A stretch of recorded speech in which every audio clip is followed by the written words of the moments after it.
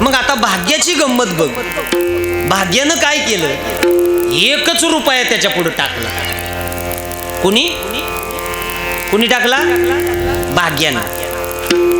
हा उठला, झाडाचा पाला खाल्ला, इकडं तिकडं फिरायला लागला आणि 1 रुपया दिसला, हातात घेतला.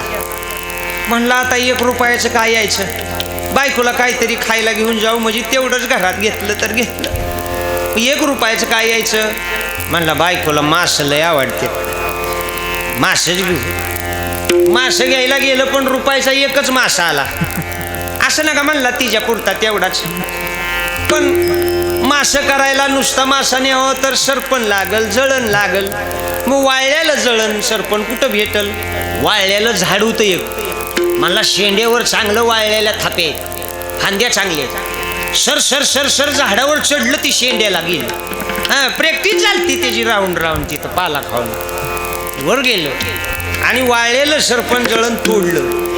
आणि तोडताना नेमकं काय झालं, बाजूला बघितलं तर तिथं घारीचं घरटं त्याला दिसलं. त्याच घारीचं घरटं तिथं होतं. नेमका फेटा हार तिथंच. फेटा बांधला, हार घेतला, मासा घेतला. आता घरी जाणार, आता नक्की बायको मला घरी घेणार. गावाजवळ आलं, तहान लागलं, पाणी नाही पिलं, नाही पिलं.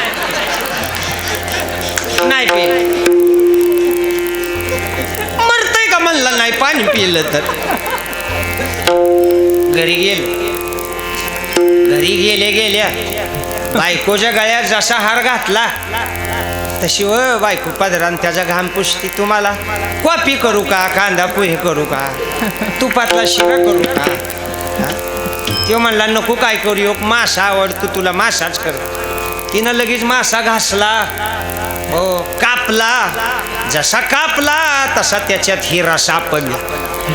तोच मासा होता, हिरा गिळल्याला. अगोदर हिरा कुणी दिला होता, लक्ष्मी. नवरत्नाचा हार कुणी दिला होता, लक्ष्मी. राहिला का.